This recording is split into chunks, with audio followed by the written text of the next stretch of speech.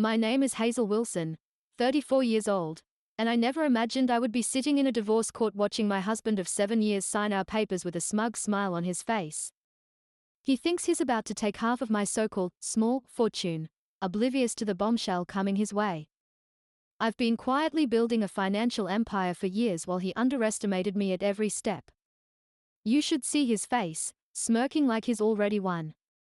Before I reveal what happened when the judge announced my true net worth, please like and subscribe to my channel. Drop a comment letting me know where you're watching from today. Trust me, you won't want to miss his reaction when he realizes what he's lost. I grew up in a modest Milwaukee neighborhood. My parents worked tirelessly for our family. Dad taught high school math, and Mom ran a small downtown bakery. They instilled in me the importance of hard work, grit, and living within your means. Summers at the bakery taught me more than just baking perfect chocolate chip cookies. I learned about profit margins, inventory, and customer connections. Those lessons would shape my future in ways I couldn't imagine. I was always driven, taking extra classes and working part-time jobs in high school to save for college. Getting into the University of Wisconsin on a partial scholarship made my parents burst with pride. I studied business, focusing on marketing, and graduated with honors while juggling 20-hour workweeks to keep student loans low. At 24, I landed a marketing job at a mid-sized tech firm in Boston. The pay was solid, and the growth potential was huge. Moving to Boston was both thrilling and terrifying. I knew no one, had little savings after the move, and started from scratch. I rented a tiny studio in a rough neighborhood and dove into my job, determined to prove myself. 2 years later, at a charity fundraiser for local entrepreneurs, I met James Anderson. He was 32, tall, handsome, and radiated confidence. As a marketing director for a top financial firm, he seemed to know everyone. When we met, he actually listened to my ideas about digital marketing for small businesses. James came from a world unlike mine. He attended elite private schools and an Ivy League college, all funded by his parents. He navigated Boston's high society effortlessly. That night, we bonded over our entrepreneurial dreams. He talked about starting his own marketing agency, and I shared my vision for an online consultancy to help small businesses thrive digitally. Our romance sparked fast. He took me to fancy restaurants I could never afford, introduced me to his impressive friends, and showed me a glamorous side of Boston. 3 weeks in, he surprised me with symphony tickets, remembering my love for classical music. A month later, we sailed on his friend Patrick's boat. For my birthday, he booked a private cooking class with a famous local chef. Everyone adored James. My friends were wowed by his charm and generosity. When my parents visited from Milwaukee, he won them over with thoughtful questions and stories that made me sound like a queen. Even my skeptical college roommate, Kate, who flew in from Chicago, said, "He looks at you like you're his entire world." 5 months after meeting, James proposed during a weekend in Nantucket. He'd rented a stunning oceanfront cottage and hired a private chef. The diamond ring was gorgeous, expensive, and perfectly my style. I hesitated, thinking it was fast, but he insisted, "When you know, you know. We are perfect together, Hazel. Why wait to start our life?" Swept up in his passion, I said yes. We planned a wedding 6 months later to keep things stress-free. Our Boston wedding was elegant yet intimate, with 100 guests at a historic venue. I wore a simple, stunning gown. James looked sharp in his tailored suit. We wrote vows promising to support each other's dreams and always be honest, vows that later felt like empty words. Our 2-week Caribbean honeymoon was pure bliss. James planned couples massages and sunset cruises. We dreamed about our future, where we'd live, how many kids we'd have, and how we'd chase our career goals together.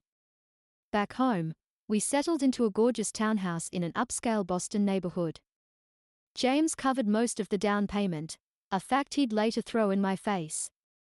I chipped in what I could, though it was less, seeing it as our shared future.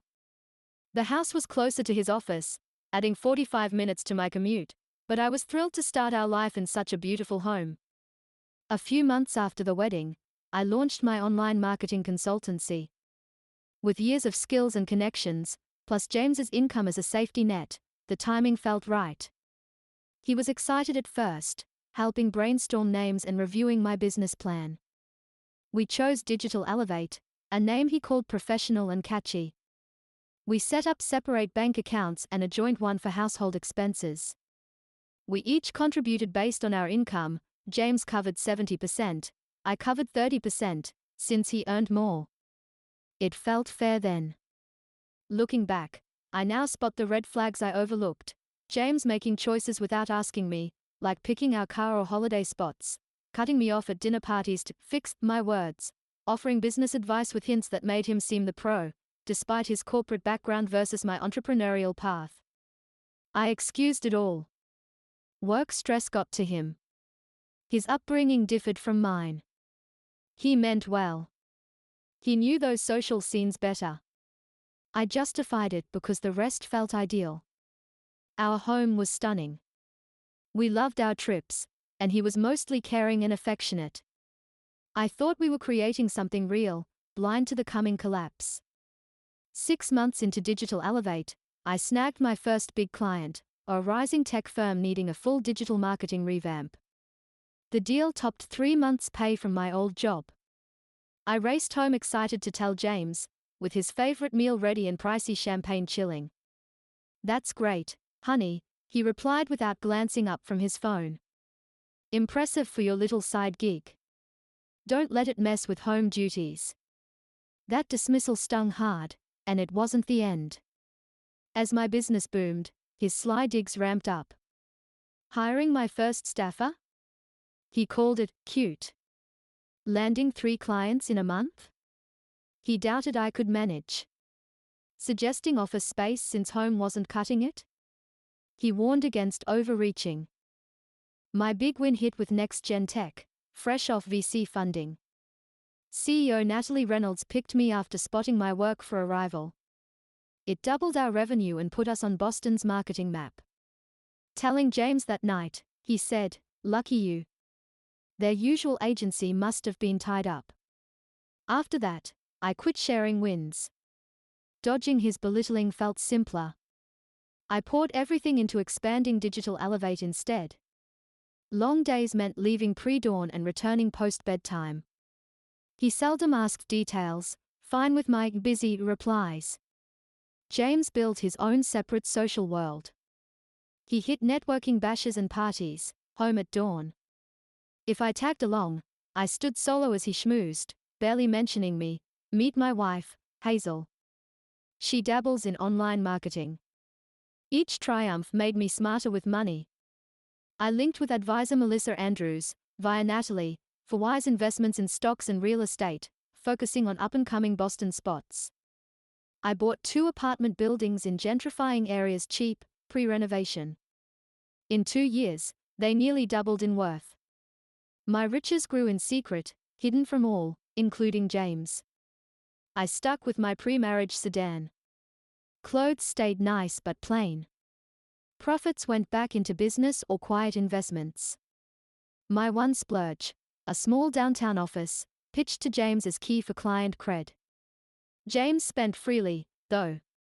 New luxury ride every 2 years. Closet packed with designer suits and watches pricier than my college year. He pushed fancy eateries and clubs, noting how lucky I was his pay funded it. "Good one of us earns for this life," he'd say, figuring my business scraped by. Emotional gaps widened with my hidden wealth.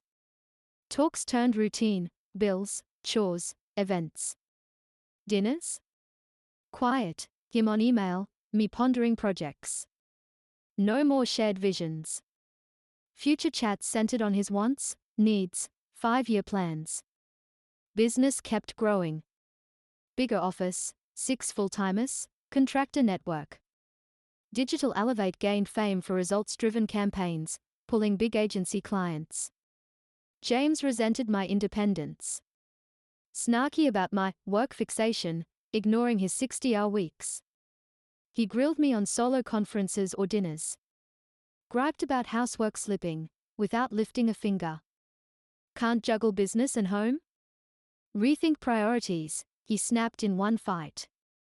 His late meetings multiplied, with him reeking of unfamiliar perfume. Weekend trips rose, he guarded his devices fiercely.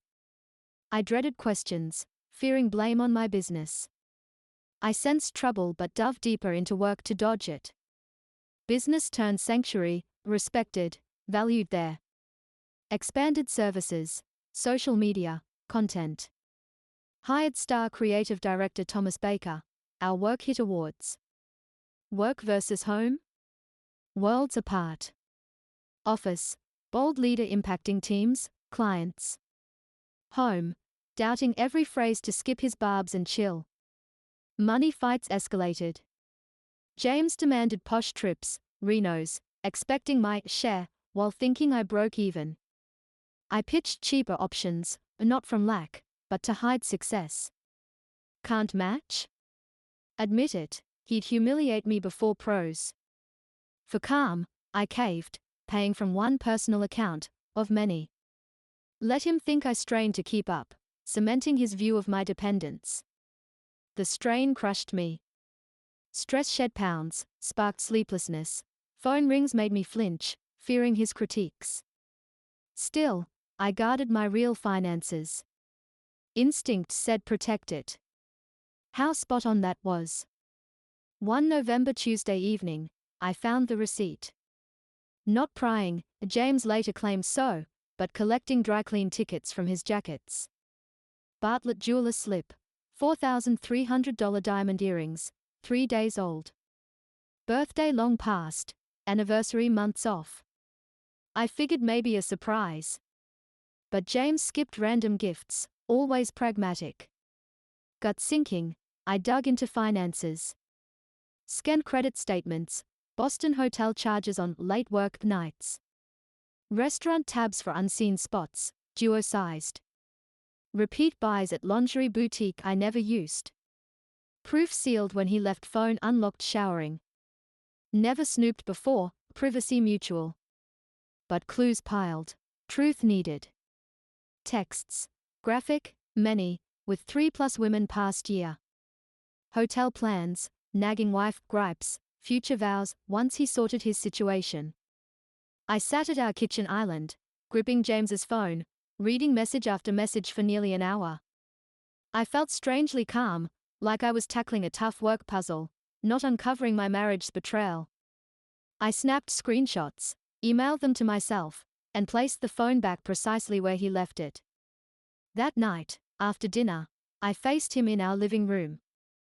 I'd rehearsed my words, keeping my voice steady and factual.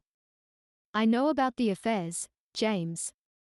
I've seen the texts, hotel charges, and jewelry receipts. At least 3 women in the past year. He stared, his face morphing from shock to scorn. No denial, no explanation, just a cold laugh. What did you expect? You're always gone, obsessed with your little business, forgetting how to be a wife. These women actually appreciate me. His words sliced, but I pushed forward. If you were so unhappy, why not ask for a divorce? Lose half my hard-earned wealth? No way. Plus, it's handy having you run the house while I focus on my real career. That hit me hard. He saw me as a prop, not a partner. My business, built from nothing, was just a hobby to him, unworthy of respect. There's more, I said, holding up bank statements. You took thousands from our joint account, not for household costs. So? My money bought this house. My salary funds our life. Be grateful I let you play entrepreneur instead of demanding a real job. His words peeled back the charming mask I'd loved. He stormed out, claiming he'd stay at Patrick's, though I knew whose bed he'd choose. Alone in our stunning home, I wept, not for him, but for the 7 years I spent loving someone who never truly saw me. The next week blurred with grief and clarity. I took rare time off work to process it all, swinging between tears and planning next steps. Friends I'd sidelined while building my business stepped up. Kate flew from Chicago, staying 3 days to help me navigate options. He's been gaslighting you forever, she said over wine. I saw him brush off your wins, but you dodged when I mentioned it. Others echoed her, noting red flags they'd hesitated to raise as I grew distant, work-focused. Some suspected his cheating but lacked proof. 10 days after finding the texts, I met Samantha Williams, a divorce attorney my financial advisor suggested. I kept this from James. He'd returned after 2 days, acting like nothing happened, expecting me to accept his dismissal of my work and finances as always. Samantha was sharp, laying out Massachusetts divorce rules and expectations. When I shared my full financials, business valuation, investments, she whistled. He has no clue about any of this? None. He thinks Digital Elevate barely breaks even. Never asked for my books. I file taxes separately. That's rare, she said, smiling slightly. I'm usually digging up husband's hidden assets. This could be fun. Our plan: I'd act financially dependent while collecting proof of his affairs and money misuse. Samantha urged no more confrontations until we filed. 3 weeks later, James got the divorce papers. As Samantha predicted, he was livid yet smug. You'll regret this, he sneered, waving the papers in our kitchen. I'll take half of everything, even your precious little business. You'll have nothing. Good luck with rent. I just want fairness, I said, staying calm as Samantha coached. Fair? I'll show you fair. I paid for this lifestyle while you played businesswoman. You're out of your league. He was half right, he didn't know who he was up against either. Per Samantha's advice, I moved from our home to a modest 2-bedroom apartment in a middle-class area. Rent was fair, furnishings simple but cozy. When James saw it, he smirked, sure it proved my financial struggle. Brownstone to this? Reality bites, he taunted, scanning the place with disdain when picking up papers. I shrugged. Gotta be practical. Truth was, I could have bought a luxury downtown condo, but looking modest was our tactic. I kept driving my 7-year-old Honda, wore older clothes, and avoided big purchases to keep him clueless. Splitting belongings turned ugly. James demanded most valuables we'd bought, art, fancy furniture, even kitchen appliances I'd picked and used. I didn't fight, knowing they paled next to what really mattered. In a detailed meeting with Samantha, I shared my full financial truth. Digital Elevate was valued at $4,200,000, based on revenue and growth. My real estate, for Boston properties, one in Cambridge, topped $3 million. Stocks and retirement accounts added $1,800,000. Total net worth, nearly $9 million, excluding shared assets with James. And he thinks you're worth what? Samantha asked, scanning documents. From his comments, maybe a few $100,000 for the business, minimal savings. He knows one joint property, not the others. Samantha jotted notes, nodding. Massachusetts divides assets fairly, not always equally, it's an equitable distribution state. Pre-marriage or inherited assets stay with their owner. Your business started post-marriage, but James gave no money or real help. We've got proof he belittled and undermined it.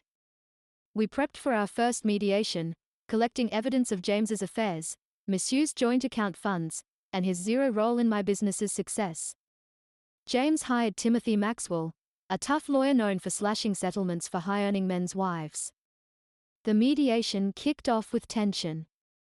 James strutted in, flaunting a new suit and a watch I'd never seen. Maxwell went on the attack, painting James as the main earner who let me chase my hobby business while I slacked on home duties. Maxwell claimed James was generous despite my work obsession betraying our marriage. I gripped Samantha's arm to stay silent. James's offer demanded half of Digital Elevate, saying he funded it by supporting me early on, plus our home without a buyout, half our accounts, and less alimony since I had business income. He didn't mention my investment properties, stocks, or private accounts. He didn't know they existed. Samantha and I were ready with a counteroffer. We reject this entirely, she said coolly. We offer fair splits of joint assets only, no claims on my independent business or investments. Mediation failed. James sure he'd win big in court. She can't afford a long fight, I heard him tell Maxwell as they left. She'll cave when legal bills hit. For 3 months, James dragged things out, making it costly and tough. He demanded endless, often pointless financial records. He fought every temporary deal, house mortgage, car insurance. He cancelled and rescheduled meetings, forcing Samantha to double prep. His demands grew wild. Alimony, despite his $200,000 plus salary. Rights to my business contacts and clients. He even claimed his casual dinner ideas shaped my business strategy, demanding intellectual property rights. James tried to scare me. Late-night calls swung from threats to fake apologies. He showed up at my office unannounced twice, making scenes until security escorted him out. He told friends I was mentally unstable, my business was tanking, and I hid assets to dodge a fair split. The toll was heavy. I dropped 15 pounds. Anxiety made daily tasks tough. I started therapy with Dr. Rachel Harrison, who showed me James's emotional abuse patterns weren't my fault. She gave me tools to set boundaries through this ordeal. Support came unexpectedly. Digital Elevate staff took on more when I needed legal time. Clients stayed loyal despite James's smear attempts. True friends stood out, unlike those tied to James's circle. After 6 months of stalled talks and rising legal costs, we hit our last mediation. James stayed stubborn, betting I'd fold under court costs and stress. My client offers 50% of all assets, including her business, plus alimony to keep Mrs. Anderson's lifestyle, courtesy of my client's income, Maxwell said. Samantha didn't even glance at me. We reject it and are ready for court. James laughed. You can't afford it, Hazel. Be smart. Take the deal before it worsens. I held his gaze. See you in court, James. The weeks before our court date were intense. Samantha and I gathered every detail of my business growth, proving it thrived despite James, not because of him. We compiled evidence of his affairs, money misuse, and our marriage's emotional abuse. Our court-required financial disclosure was set to shock James and his lawyer. The day before court, James texted, "Last chance for a fair deal. Tomorrow won't end well for you." I ignored it. For the first time, I felt sure of my worth, financially and personally. Tomorrow would be a wake-up call, but not how he thought. I woke at 5:30 on court day, barely rested but oddly calm. I chose a simple navy suit, professional, not showy, with minimal jewelry and subtle makeup. Samantha advised looking steady and reasonable, unlike James's flashy style. At Suffolk County Courthouse, I saw James instantly. He stood on the steps in a new designer suit, checking his phone's reflection. A new watch gleamed, likely meant to impress the judge. He chatted with Maxwell, both laughing like they'd already won, not like our 7-year marriage was ending. James spotted me and smirked, whispering to Maxwell, who chuckled. I kept my face blank as Samantha and I passed. Let him be cocky, she whispered. It helps us. Courtroom for B felt grand and serious, with dark wood walls and Massachusetts's seal behind the judge's bench. We settled at the plaintiff's table, organizing papers neatly. James played up his charm, adjusting his tie and cufflinks for a small crowd of court staff and case observers. Judge Karen Peterson entered, and we stood. In her early 60s, with silver hair and a neat bun and glasses on her nose, she was known for fairness and no-nonsense rulings, why Samantha trusted our case with her.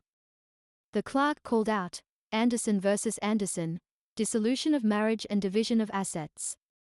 Judge Peterson scanned the case files and spoke firmly. I've reviewed both sides. I won't tolerate drama or hidden finances. This court divides assets fairly, based on facts, not feelings. Both lawyers opened the case. Maxwell painted James as the devoted provider who bankrolled my business hobby, while I ignored our marriage for a venture earning small profits. He said James deserved payment for supporting my career and sacrificing for our lifestyle. Samantha's opening was sharp and clear. She explained how I built Digital Elevate through my own skills and grit, despite James's constant dismissal. She mentioned his cheating and money misuse but stressed my business was my own work, not subject to equal splits under Massachusetts law. James testified first, playing the hurt husband. He claimed his daily advice, client introductions, and free home office space fueled my success. I funded her business by covering our bills while she reinvested profits, he said boldly. Without me, Digital Elevate wouldn't exist. Samantha tore his story apart on cross-examination. She showed emails proving his scorn for my business. My first big client testified they hired me for my prior work, not James's contacts. She played a dinner party recording where James called Digital Elevate my cute side project, as others discussed careers. James stayed calm during testimony, but I saw his knuckles whiten on the witness stand. He kept up his charm, flashing smiles at the judge like they shared a secret. My turn came, and I spoke clearly about Digital Elevate's growth, my investments, and our marriage's truth. I shared how James's support faded as my success rose, how his belittling led me to hide my wins. Your Honor, I didn't hide assets, I said. I stopped sharing with someone who mocked my work. Separate accounts were for business, not secrecy. Judge Peterson pressed why I didn't share finances in early talks. Samantha clarified that all legal filings were complete as required, and informal discussions didn't demand full disclosure. The big moment hit after lunch when Judge Peterson reviewed my finances. Peering over her glasses, she asked James, per these documents, Digital Elevate is worth $4,200,000. Ms. Anderson has $3 million in real estate and $1,800,000 in investments and retirement accounts. Mr. Anderson, did you know? James's face went pale. He whispered frantically to Maxwell, who looked stunned. The courtroom hushed as James faltered. No, Your Honor, he croaked. She hid these from me. Not true, Judge Peterson countered, checking papers. Business filings are public with the state. Real estate records are open. No concealment from authorities, just your lack of interest in her finances. James cut in, losing control. Impossible. Her business was tiny, local. No way it's worth millions. She faked those numbers. Judge Peterson's frown was sharp. Mr. Anderson, speak when spoken to. An independent firm valued the business, backed by tax records and contracts. Maxwell tried for a recess to review this new information. Judge Peterson refused, noting all disclosures were filed on time. She never told me. James blurted, ignoring Maxwell's hush. I gave her the business idea. I got her clients. Half's mine. Samantha was ready. She showed my Digital Elevate business plan, written 2 years before meeting James. Emails from early clients confirmed they hired me for my work, not his connections. I'd registered the business name before our first date. James's face flashed shock, then rage, then a ghostly pallor. As evidence piled up, he whispered to Maxwell, who shook his head sharply. Ignoring him, James stood. Your Honor, I need to explain these valuations, he stammered, voice shaky. Mr. Anderson, sit unless spoken to, Judge Peterson snapped. It matters. She hid income. We lived modestly for these numbers. I drove a BMW, she kept her old Honda. I paid for our trips. This doesn't add up. Judge Peterson called a 15-minute recess, ordering us to calm down. As officers cleared the room, I saw James bolt to the restroom, looking sick. Back in session, Judge Peterson ruled clearly. Assets would split based on contributions, not a flat 50/50ths. James got his share of our joint accounts, half the home's equity, and his personal items. He kept his retirement and investments. I kept mine. Crucially, Digital Elevate was all mine. Judge Peterson saw no proof James helped build it. My properties and stocks, bought with business profits, stayed mine too. No alimony for either, she said. 7 years married, both employed, no kids. Each can sustain their lifestyle. James erupted. This is theft, he shouted, leaping up. She built that business during our marriage. I get half. Mr. Anderson, Judge Peterson warned, one more outburst, and you're in contempt. You don't get her works rewards just for being married. Your testimony showed you dismissed her business, weakening your claim. As the ruling wrapped up, my heart pounded in my chest, a mix of relief and finality washing over me. James lurched forward, his face a mask of raw fury, eyes narrowed like he could burn holes through me. A burly court officer stepped in swiftly, his broad frame blocking James's path. Samantha grabbed my elbow, steering me toward the exit with urgent whispers. Through the gap under the officer's arm, I caught one last glimpse of James, his once charming features now distorted, revealing the ugly core of entitlement that had always lurked beneath his polished smile and confident swagger. This isn't over, Hazel, he bellowed, his voice echoing off the courtroom walls. You'll regret this. I pushed through the heavy doors, the cool air outside hitting me like a lifeline. For what felt like the first time in years, I drew in a deep, unshackled breath. The burden of secrets, the constant pretense, it all lifted, leaving me lighter, almost dizzy with freedom. Samantha gave my arm a reassuring squeeze, her eyes sparkling with victory. It went even better than we hoped, she said, her voice steady but excited. Judge Peterson saw right through his act from the start. A small group of friends waited on the courthouse steps, their faces lighting up as they spotted me. They enveloped me in a warm cluster of hugs, the kind that felt like home after a storm. Kate, my loyal friend from college, had flown in from Chicago again just for this day, her embrace fierce and familiar. Beside her stood Monica, another old roommate with her signature bright scarf, and 2 colleagues from Digital Elevate who'd become like family through late-night strategy sessions and shared triumphs. You were magnificent in there, Kate whispered in my ear, her voice thick with emotion. So composed, so strong, while he completely fell apart. Word of the settlement rippled through our social circle like wildfire. James had always prided himself on his vast network, old Ivy League buddies, high society contacts, industry power players, but it turned out much of that was superficial. Many had only put up with him because of his executive title and that effortless charm he wielded like a weapon. Within days, my phone buzzed with messages from mutual acquaintances, their words a surprising wave of support. One former colleague shared how James had once undermined her promotion at a party, laughing it off as a joke.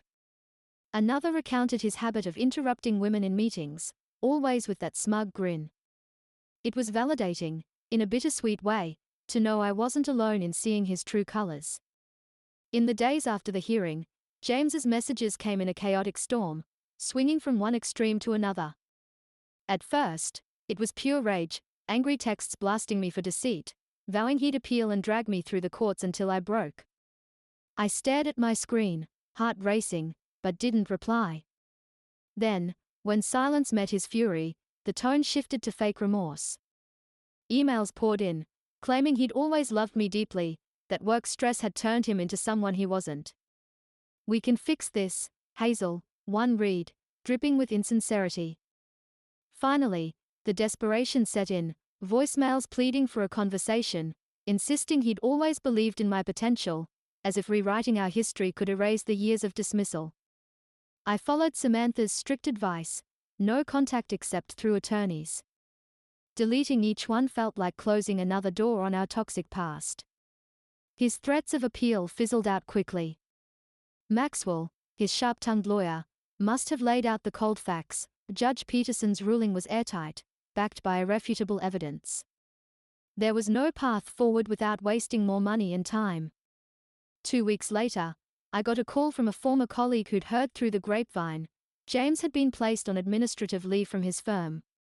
Apparently, The divorce stress had cracked his professional facade wide open. During a high-stakes client meeting, he'd exploded in frustration, ranting about ungrateful people in a way that echoed his courtroom meltdown. The clients walked, and the firm couldn't risk the damage. Mutual friends kept me updated on James's spinning tales, each version more twisted than the last. To some, he painted me as a master deceiver who'd stashed millions in offshore accounts, living a double life of luxury while pretending to struggle. To others, he dismissed the business valuation as grossly inflated, a scam cooked up by my lawyers. A few got the half admission, yes, he'd made some mistakes, but they were just harmless flirtations, and I'd overreacted like a scorned woman from a bad movie. I refused to stoop to his level, never engaging in public spats or setting the record straight. Dignity was my armor now. The people who truly mattered already knew the truth, and those who swallowed his stories without question? They weren't worth keeping in my life anyway. About a month after the divorce papers were finalized, fate threw us together one last time at a quiet local coffee shop. I was grabbing my usual latte when I spotted him in line, looking nothing like the James the First remembered. His hair was unkempt, his shirt rumpled, shadows under his eyes speaking of sleepless nights. No designer watch, no air of invincibility. He caught my eye, and for a moment, we both froze. He approached hesitantly, sharing that he'd been fired outright from his job. Word of his courtroom outburst and the messy divorce had spread like poison through the industry, making it hard to land anything comparable. The luxury apartment he'd rented after our split? Way beyond his means now, without that executive paycheck. For the first time, he seemed truly humbled, stripped of his arrogance. I didn't know, he murmured as we stood awkwardly by the cream and sugar station, stirring his coffee without meeting my eyes. About your success. I mean, you never told me. The words hung there, laced with a hint of accusation. You never asked, James, I replied evenly, my voice steady. You were too busy telling me how cute my little business was. He had no comeback, just a silent nod, his shoulders slumping. As I turned to leave, I paused and added softly, I hope you find what you're looking for. Everyone deserves a chance to rebuild. It wasn't full forgiveness, some wounds run too deep for that, but it was my way of letting go of the bitterness, knowing it would only poison me if I held on.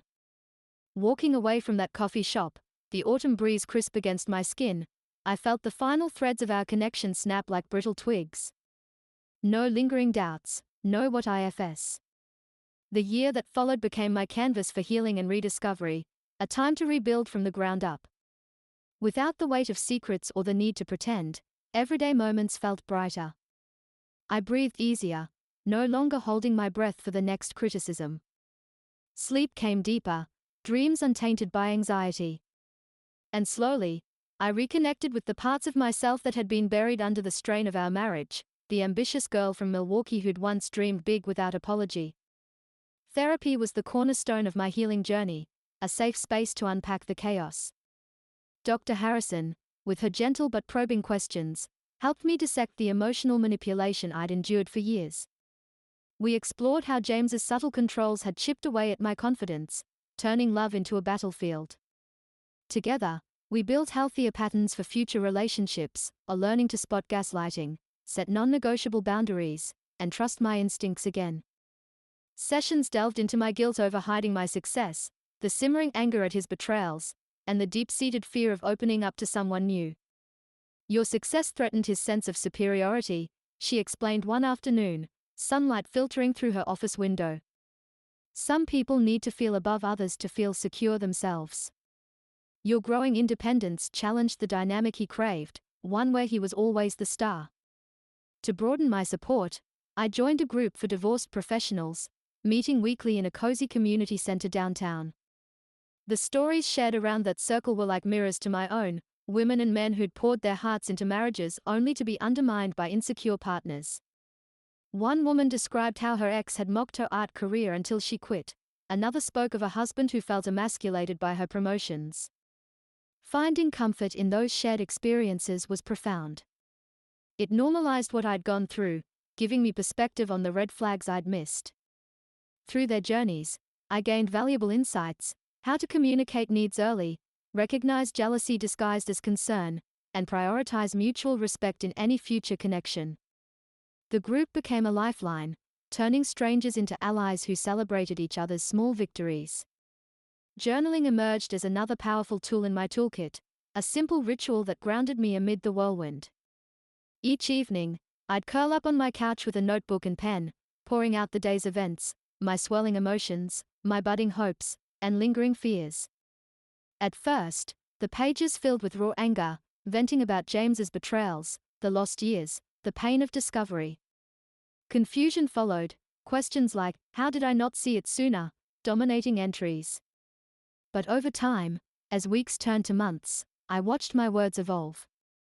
Clarity crept in, with reflections on my strength and growth. Strength built with each honest line, helping me process the chaos and track my progress toward wholeness. It was therapeutic, like conversing with my wiser self. As emotional scars faded, I channeled that energy back into digital Elevate with a passion I hadn't felt in years. No longer needing to downplay my achievements or hide my drive, I pursued expansions I'd once shelved out of caution. We opened a sleek second office in New York, a bustling hub targeting national clients with multimillion-dollar campaigns. The move was exhilarating, scouting locations, interviewing talent, watching our team grow. I hired a sharp operations director, a woman named Lisa with a knack for efficiency, freeing me to dive into high-level strategy and nurture key client relationships. Boardroom meetings felt electric, ideas flowing without the shadow of doubt from home. The business's unchecked success ignited a new confidence in my professional identity, like stepping into the spotlight after years in the wings. I started speaking at industry conferences, sharing hard-won insights on digital marketing trends and the grit of entrepreneurship. Crowds nodded along as I described pivoting during tough times, turning obstacles into opportunities. Media interviews followed, profiles in business magazines highlighting my journey from modest beginnings to multimillion-dollar empire.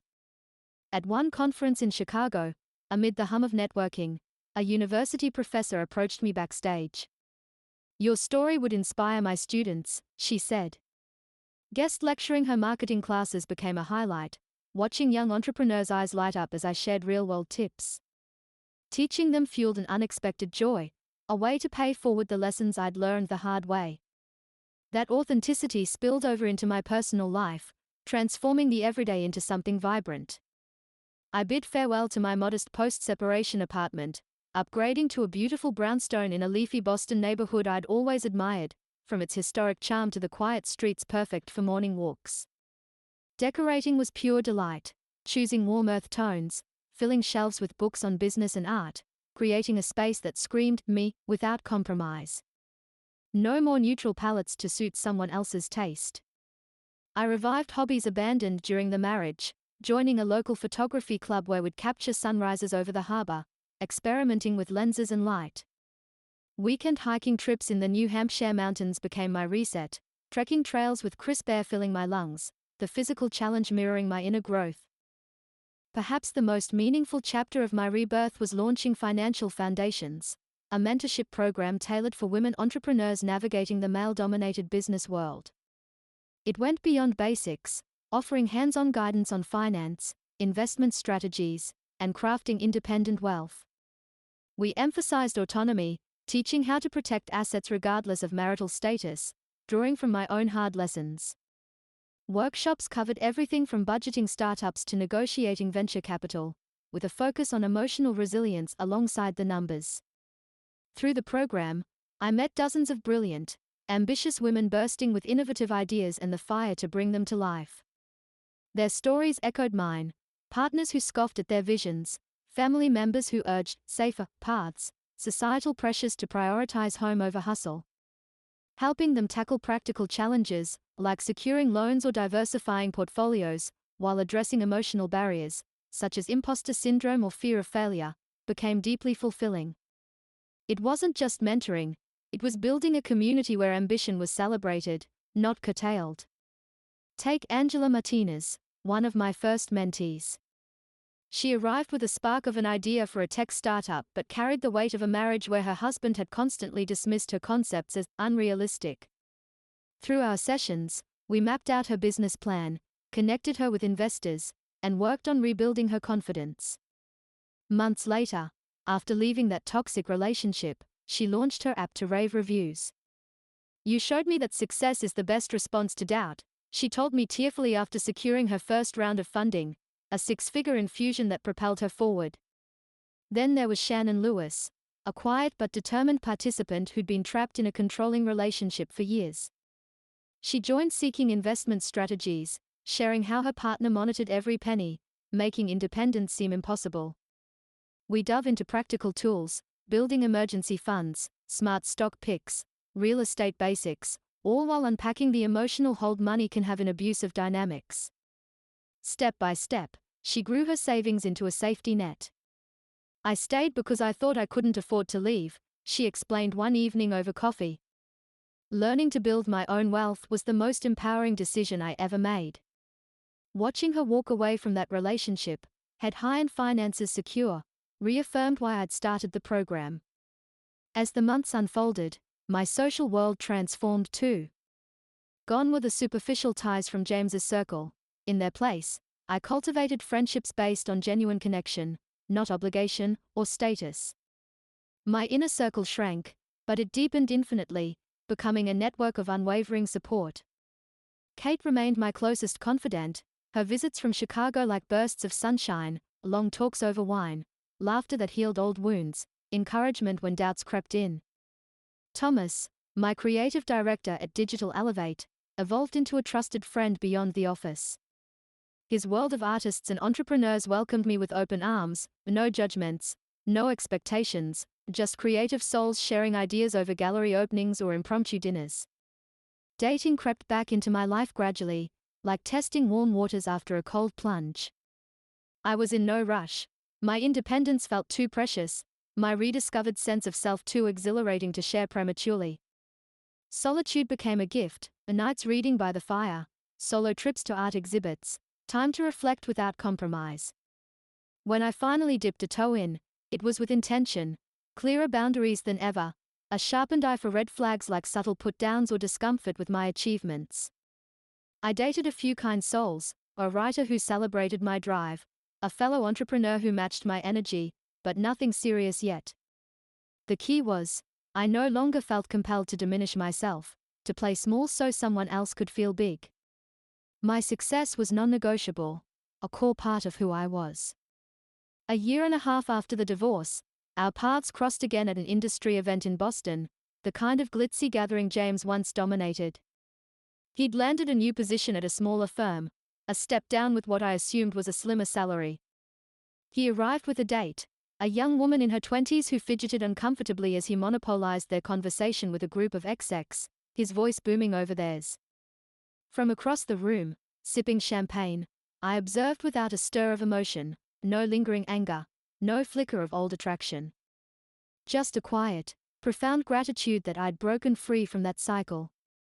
Later that evening, as I stood at the bar ordering a sparkling water, he approached tentatively. "You look well, Hazel," he said, his tone genuinely appreciative for once, without the usual edge. "Your company is doing amazing things. I saw the feature in Business Monthly, it was impressive." "Thank you," I replied simply, keeping it brief but civil. After an awkward pause, he cleared his throat. "I was wrong," he admitted, eyes dropping to his glass. "About a lot of things. I should have supported your dreams instead of feeling threatened by them."